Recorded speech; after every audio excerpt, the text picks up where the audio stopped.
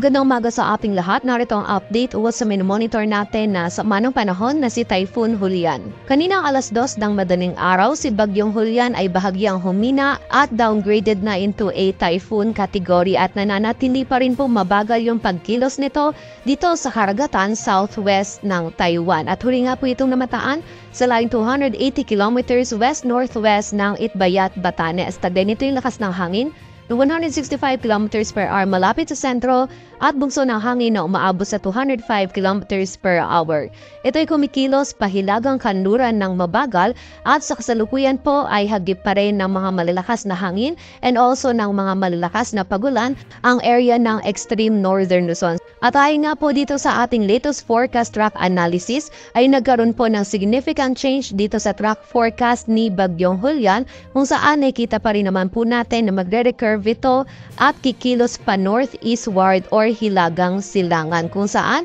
nakita nga po natin na papasok po muli ito ng ating area of responsibility at magla-landfall dito sa may southwestern coast ng Taiwan mamayang gabi or bukas ng madaling araw. At after landfall nga po nito ni Bagyong Julian, ay nakita po natin na magiging pabago-bago yung pagkilos nito kapag nga po tinahak na nito yung landmass at coastal waters ng Taiwan bago po ito tuluyang kumilos pa southwestward patungo dito sa Taiwan Strait at dito sa karagatan timog ng mainland China. At nakita po natin na lalabas ito ng ating area of responsibility by Friday evening or Saturday morning. At dahil nga po sa kasalukuyan ay wala po tayong dominant weather system na nakakaapekto o nagdi-influence dito sa general motion or pagkilos ni Bagyong Julian, ay hindi pa rin po natin inaalis yung possibility na sa mga susunod po na ipapalabas natin na bulletin ay maghaharon po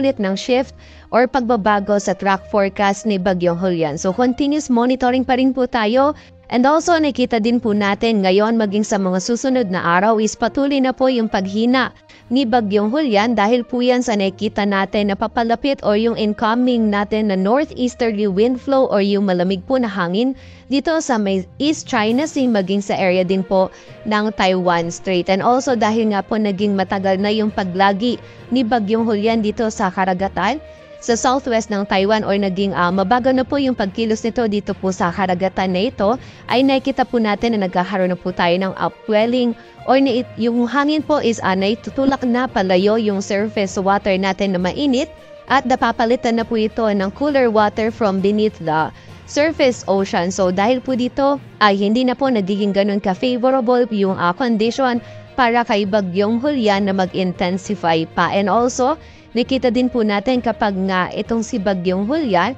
ay tinahak na itong landmass ng Taiwan ay magkakaroon din po tayo ng frictional effects kung saan hindi rin po natin inaalis or nirule out yung possibility na bago pa man po lumabas ng itong si Bagyong Julian ay maging isang low pressure area na lamang po ito. May kita pa rin po natin na dito sa yellow circle ay hagip pa rin po ng mga malalakas na hangin na dulot ni Bagyong Julian itong area ng extreme northern Luzon kung saan sa kasalukuyan ay meron pa rin po tayong nakataas na wind signal number 1 sa Batanes, Babuyan Island sa northern at western portions ng Ilocos Norte, maging dito rin sa northwestern portion ng mainland Cagayan kung saan yung mga areas na nabanggit po natin na yan ay makakaranas pa rin po sila ng mga malalakas na hangin na dulot ni Bagyong Julian at posible pa rin po ito magdulot ng mga damages lalong-lalo na sa mga structures na gawa sa like materials. Samantala ngayong araw naman po para sa mga malalakas na pag-ulan is medyo nabawasan na po yung mga areas na makakaranas ng mga halos tuloy-tuloy na mga malalakas na pag-ulan,